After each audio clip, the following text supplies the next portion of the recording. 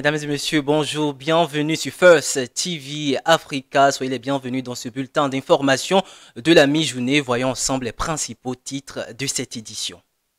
Sommaire de cette édition, en Côte d'Ivoire, favoriser la croissance des villes secondaires et les rendre compétitives. C'est l'objectif de l'État ivoirien. La Banque mondiale octroie 120 millions de dollars pour ce projet. En Nouvelle-Zélande, après l'attaque d'une mosquée qui a fait de nombreuses victimes, le pays va durcir la législation sur les armes. Et c'est officiel, les Philippines quittent définitivement la CPI, la Cour pénale internationale qui enquête sur Rodrigo Duterte.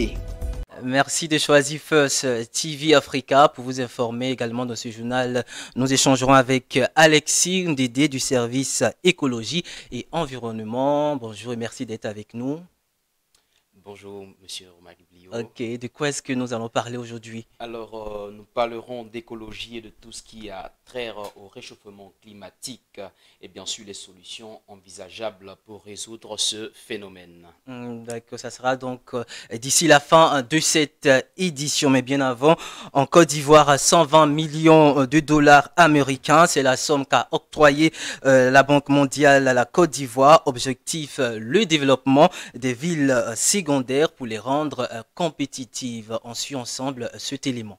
Dans l'optique de stimuler la croissance et favoriser la compétitivité des villes secondaires de la Côte d'Ivoire, un appui de 120 millions de dollars a été octroyé à l'État ivoirien par la Banque mondiale. Un financement qui devrait voir la création de plusieurs infrastructures permettant à ces villes de générer plus d'emplois afin de désengorger la capitale économique. Rappelons que la ville d'Abidjan porte majoritairement l'économie du pays. Elle concentre à elle seule 20% de la population totale et 60% du PIB. Les autorités ivoiriennes entendent miser sur Bouaké et San Pedro, deuxième et troisième grande ville tout aussi dynamique que compétitive. En raison de son port, San Pedro est le deuxième pôle économique avec un apport de 4% à l'économie du pays, soit 0,952 milliards de dollars. La ville de Bouaké, encore fortement impactée depuis la crise militaire de 2002, contribue à 0,758 milliards de dollars, soit un peu plus de 3% du PIB de la Côte d'Ivoire. Avec des potentialités importantes, les villes secondaires ivoiriennes font face aux mêmes défis. Leurs infrastructures restent encore sous-développées et peu praticables. De nombreux analystes pensent qu'il faut repenser le développement des villes à travers l'innovation, la construction d'infrastructures modernes devant faciliter leur interconnexion et les échanges commerciaux dans la sous-région et avec le reste du monde. Au moins une cinquantaine de morts dans des inondations en Indonésie suite à des pluies torrentielles qui ont frappé la province indonésienne de Papouasie. Et selon l'Agence nationale de gestion des catastrophes, ce bilan pourrait s'alourdir. On suit ensemble ce reportage. Nouveau bilan des inondations en Indonésie. Les autorités parlent désormais d'au moins 50 morts. Un bilan qui pourrait s'alourdir car les équipes de secours n'ont pas encore pu rejoindre toutes les zones sinistrées. La région touchée se trouve à proximité de Jayapura, sur l'île de Papouasie. Ces inondations sont la conséquence des pluies torrentielles qui se sont abattues sur cette région ce samedi. Plusieurs glissements de terrain ont été signalés. D'après les premières images, les dégâts matériels semblent importants.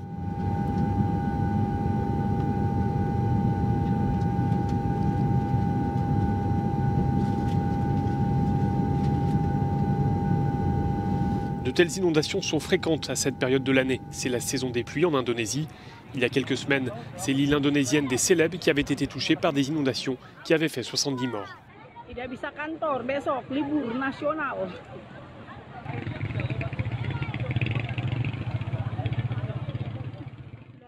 L'accord de principe sur une réforme du port d'armes en Nouvelle-Zélande, la première ministre du pays a annoncé ce lundi que son gouvernement avait donné son accord pour donc réduire le port d'armes dans le pays 3 jours après les attentats contre 2 mosquées à Christchurch.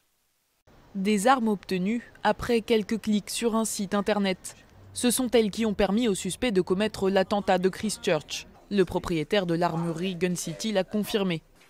J'ai informé la police que Gun City avait vendu aux suspects 4 armes à feu de catégorie A ainsi que des munitions.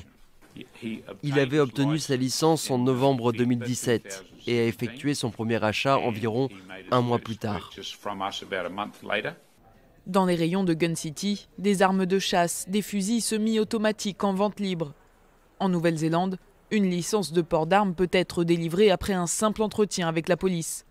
Le pays compte 1,5 million d'armes, soit 1 pour 4 habitants. C'est l'un des taux les plus élevés au monde. La première ministre a annoncé un durcissement de la législation sur les armes avant lundi prochain. Je donnerai plus de détails lorsque nous aurons revu l'accord de principe auquel est parvenu le cabinet aujourd'hui. Il y a encore quelques détails sur lesquels nous devons travailler. Nous ferons aussi vite que nous pourrons. Une annonce attendue par une partie des Néo-Zélandais. Je suis pour l'interdiction de toutes les armes à feu. Pourquoi en aurait-on besoin? Cela ne sert qu'à faire des ravages, c'est tout. Le gouvernement ne devrait pas attendre qu'un tel événement se produise pour présenter des lois.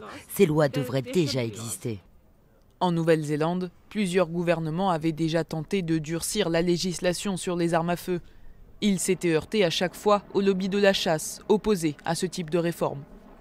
Retour sur ce drame en Nouvelle-Zélande dont a été victime la communauté musulmane dans cette ville de Christchurch, une ville paisible qui a été donc choquée par ce drame. Retour sur les faits. L'homme était très lourdement armé. Dans son véhicule, plusieurs fusils, 3 à sa gauche, 1 à sa ceinture et 2 autres dans le coffre. La police désamorcera également 2 engins explosifs installés sur la voiture. Son profil se précise. Les premières informations sont venues d'Australie.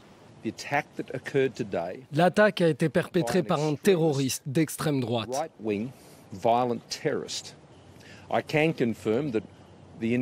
Je peux confirmer que cet homme qui a été arrêté est un citoyen australien. Il a été interpellé ainsi que 3 autres personnes. Aucun d'entre eux ne faisait l'objet d'une surveillance accrue. La Nouvelle-Zélande est réputée pour son faible taux de criminalité. Selon la Première ministre, le pays a été frappé car il représente la diversité. Le niveau de sécurité a été relevé. Il est clair que cet acte est une attaque terroriste. Un groupe des services de renseignement a été déployé et les services de police concentrent toutes leurs forces sur cette affaire. Des effectifs supplémentaires ont été affectés à la région. Le niveau de menace à la sécurité nationale est passé de bas à élevé. La police, elle reste sur ses gardes. Elle cherche toujours d'éventuels suspects. Mais elle a annoncé lever les mesures de confinement qui concernaient les écoles de la ville et les bâtiments officiels. Elle appelle néanmoins à ne pas fréquenter de mosquées aujourd'hui. C'est une population choquée qui décide de rendre donc hommage à ses victimes. Bouquets de fleurs, prières et autres pour soutenir les familles endeuillées et rester mobilisées, dit non bien sûr au terrorisme en Nouvelle-Zélande.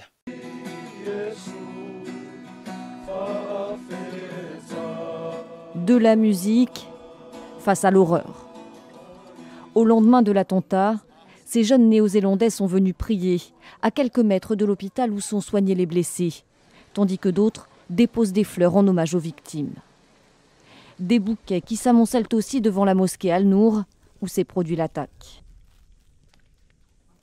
Cette famille, elle, est venue déposer une banderole destinée à recueillir des messages d'amour et de paix, une manière de ne pas céder à la haine, malgré la douleur. Mon fils et mon neveu ont perdu leur grand-père dans la fusillade dans la mosquée. Donc c'est important pour nous de venir ici pour leur dire adieu et leur rendre hommage. Je ne m'attendais vraiment pas à ça en Nouvelle-Zélande. Un sentiment d'incompréhension partagé par beaucoup. Ce n'est pas la Nouvelle-Zélande, dit cette pancarte située sur un mémorial improvisé, alors que cette phrase « Restons forts en maori » s'écrit un peu partout dans la ville. Un message qui est venu porter aussi la Première ministre à la communauté musulmane. Ce n'est pas la Nouvelle-Zélande. Rien de ce qui a conduit à cela ne représente cette ville ni ce que nous sommes. Jacinda Ardern a qualifié l'attentat de l'un des jours les plus sombres de l'histoire du pays. Pour la presse néo-zélandaise, cette attaque marque la fin de l'innocence dans un pays jusqu'ici épargné par le terrorisme. Ne vous laissez surtout pas décourager par ce drame en Nouvelle-Zélande. C'est l'un des pays au monde à connaître le terrorisme. Et si vous voulez donc passer des vacances célèbre ville de Christchurch du côté de l'autre océan, bien sûr l'océan Pacifique.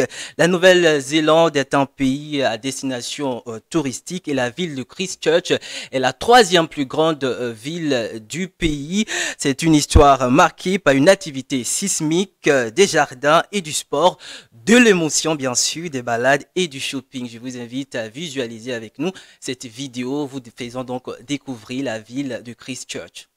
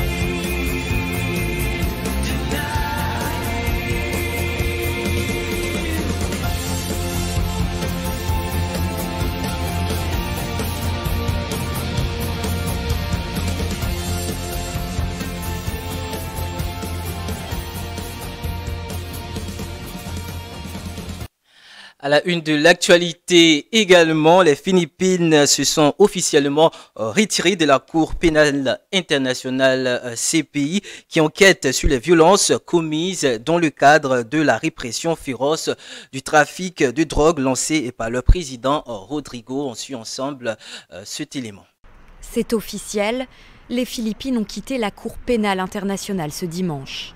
Le retrait avait été annoncé il y a un an par le président philippin, furieux que la CPI ouvre un examen préliminaire, étape préalable à une enquête sur sa politique antidrogue dans l'archipel. Allez-y, faites vos investigations. Jugez-moi coupable. Bien sûr que vous pouvez le faire. La CPI soupçonne le pouvoir philippin d'avoir commis des assassinats dans le cadre de sa politique de lutte contre les narcotrafiquants. Selon les chiffres de la police philippine, environ 5000 consommateurs ou trafiquants de drogue ont été tués depuis 2016 en tentant d'échapper à une arrestation. Mais les organisations de défense des droits de l'homme parlent de meurtres non justifiés et estiment que leur nombre est en réalité 3 fois plus élevé. La CPI a d'ores et déjà indiqué que cette enquête se poursuivrait malgré le retrait des Philippines. Selon les statuts de la Cour, le départ d'un État membre ne clôt pas les procédures le concernant. En 2017, le Burundi avait été le premier pays à se retirer de la juridiction internationale. Une juridiction dans le collimateur de plusieurs pays. Vendredi dernier, les États-Unis, qui ne sont pas membres de la CPI, ont annoncé une restriction de visa à l'égard d'enquêteurs de la Cour. Et pour cause, la CPI souhaite enquêter sur des crimes de guerre présumés commis en Afghanistan, par l'armée américaine notamment. À la une de l'actualité également, les Philippines se sont officiellement retirées de la Cour pénale internationale CPI qui enquête sur les violences commises dans le cadre de la répression féroce du trafic de drogue lancé par le président Rodrigo. On suit ensemble cet élément.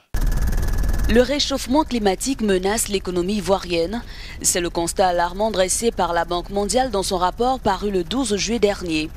L'étude interpelle les autorités ivoiriennes quant à la vulnérabilité de leur économie face à ce phénomène planétaire. Les conséquences du réchauffement climatique sont déjà visibles, écrit la Banque mondiale. De nombreux villages côtiers disparaissent progressivement sous les eaux des océans. Plus de 2/3 du littoral ivoirien est affecté par des phénomènes d'érosion côtière. Et la pêche risque de baisser de 50% à cause des changements bioclimatiques affectant l'océan Atlantique.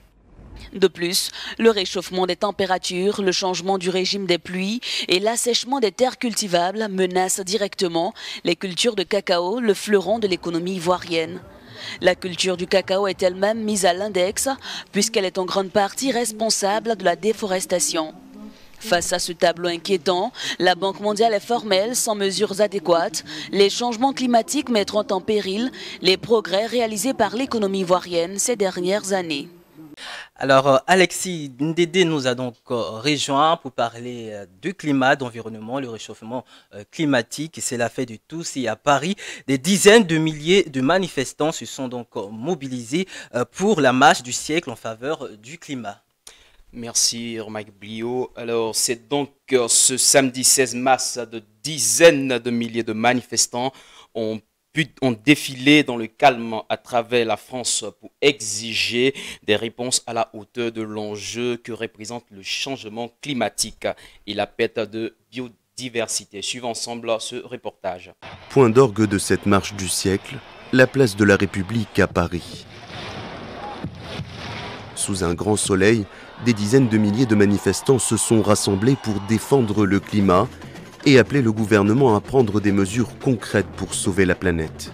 Il va vraiment falloir qu'on impose un rapport de force aux multinationales qui persistent dans les énergies fossiles, persistent dans les pesticides. Et j'ai des neveux, des nièces et je veux pouvoir dire que j'ai tenté quelque chose, même si on échoue. Et moi j'ai envie de bouger pour la planète. Donc je suis là pour ça, pour leur faire entendre raison et pour leur montrer que nous on est là en tout cas. Un appel à changer de système industriel, politique et économique lancé par 140 organisations de Greenpeace France à la Fondation Nicolas Hulot. Aux arbres citoyens ou encore pas de planète B, dans le cortège qui s'est lancé de la place de l'Opéra, les participants rivalisent d'imagination pour montrer qu'il y a urgence. On est là aujourd'hui pour faire un signal, pour entraîner les politiques et faire en sorte qu'il y ait des actions vraiment d'ampleur majeure. Je suis écolo et que je trouve qu'on va à la catastrophe. Et heureusement que les jeunes sont là pour nous dire également qu'il faut vraiment agir. Et c'est un succès selon les organisateurs. Plus de 350 000 personnes dans 220 villes en France se sont mobilisées en faveur du climat.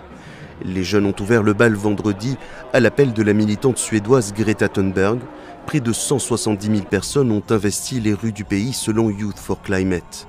Une prise de conscience majeure qui intervient après plusieurs mois d'actions, de pétitions et de campagnes en ligne pour alerter la population sur les dangers du changement climatique. Énergie, les délestages en Afrique du Sud se font de plus en plus récurrents.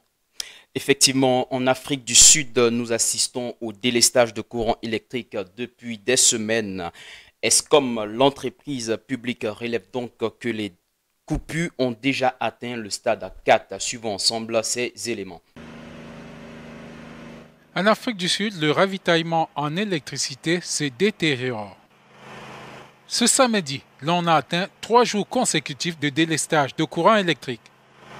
Et Eskom, l'entreprise publique qui fournit 90% du courant électrique à partir des centrales à charbon, relève que les coupures ont déjà atteint le stade 4, soit une perte de 4000 MW d'énergie du fait des problèmes de ravitaillement à partir du Mozambique voisin. Au-delà des problèmes conjoncturels, Eskom souffre des graves problèmes de gestion. Outre le non-renouvellement des infrastructures, des centrales à charbon vieillissantes, il y a surtout la mauvaise gestion. L'entreprise ploie sous le poids d'une dette abyssale estimée à 27 milliards d'euros. Dans l'immédiat, le gouvernement a annoncé le renflouement de l'entreprise à hauteur de 4,9 milliards de dollars et de scinder le mastodonte en 3 entités, la production, le transport et la distribution. Du côté de la République centrafricaine, grave pénurie d'eau potable à Bangui. Alors, toujours en Afrique, aux côtés de la République centrafricaine, une grande pénurie d'eau potable depuis plusieurs semaines. Précisément dans la ville de Bangui, une ville estimée à 1 million d'habitants, suivant ensemble ce reportage. Pour ces habitants de Bangui, la capitale de la République centrafricaine, la journée commence de très bonne heure. Certains d'entre eux sont arrivés à cette borne fontaine dès 5 h du matin en espérant pouvoir se procurer un peu d'eau potable. Depuis plusieurs semaines, la ville connaît d'importantes pénuries et ces personnes passent parfois des journées entières devant des points d'eau comme celui-ci, en espérant un éventuel ravitaillement. Depuis ces derniers temps, nous avons eu des difficultés. Et c'est pour ça qu'il faut réveiller tôt le matin, venir chercher de l'eau. Et parfois l'eau vient comme ça, arriver à 10 h, 9 h, c'est parti. Et c'est ça qu'on est en train d'attendre. Attendre des heures pour avoir un peu d'eau pour le ménage est un luxe que tout le monde ne peut pas se permettre à Bangui, une ville dont la population est estimée à 1 million d'habitants. Nous sommes obligés de la puiser, étant donné que si nous ne le faisons pas, nous n'aurons pas d'eau pour nos travaux à la maison. Nous la puisons, nous y mettons un peu de javel avant l'utilisation. La désinfection de l'eau des puits n'est pas une pratique systématique à l'échelle de la ville. À l'hôpital communautaire de Bangui, les médecins sont témoins chaque jour des ravages de cette eau impropre à la consommation sur la santé des habitants. La mauvaise qualité d'eau quand on la boit, mais ça donne ce qu'on appelle parfois aussi des maladies parasitaires, des maladies infectieuses et également aussi des maladies diarrhéiques, d'origine diarrhéique. Le ravitaillement en eau potable est une question épineuse à Bangui. La capitale de la République centrafricaine souffre de la vétusté des équipements et de l'absence d'investissement dans le secteur de l'adduction en eau depuis plusieurs années. Et c'est une somme colossale, 47 milliards de dollars américains pour financer le climat en Afrique. Et c'est donc des solutions face au changement climatique que la Banque mondiale et la Banque de développement pour mettre un important investissement, et ce d'ici 2025. Et c'est un fonds de 47 milliards de dollars financier pour le climat en Afrique. Suivons ensemble ce reportage. Une enveloppe de 47 milliards de dollars afin de contrer les effets du changement climatique en Afrique. La Banque mondiale et la Banque africaine de développement promettent d'investir massivement d'ici 2025 pour accompagner la transition écologique sur le continent. Chaque investissement que nous faisons vise à aider l'Afrique à exploiter son potentiel en matière d'énergie solaire. Vous savez que le Maroc possède la plus grande centrale solaire au monde, Ouarzazate. Nous avons investi dans l'éolien en tant que Banque africaine de développement. Ici, le projet du lac Turkana, 310 MW, est la plus grande centrale éolienne d'Afrique. Mais nous avons également beaucoup investi dans la géothermie, ici, dans la vallée du Rift, au Kenya, au Rwanda. Et nous avons également investi en RDC, au Zizi et aussi au Burundi. Les annonces de financement de la Banque mondiale et de la Banque africaine de développement ont été faites en marge de la 4e Assemblée générale des Nations unies sur l'environnement. Voilà, c'est sur cette vidéo que nous mettons fin à ce journal. Merci à vous, Alessi Ndédé. Nous vous retrouverons très prochainement pour d'autres informations concernant donc l'écologie. Merci. Voilà. Prochain point d'information sur First TV Africa, c'est dans une heure de temps. Restez donc connectés sur la meilleure des chaînes d'information.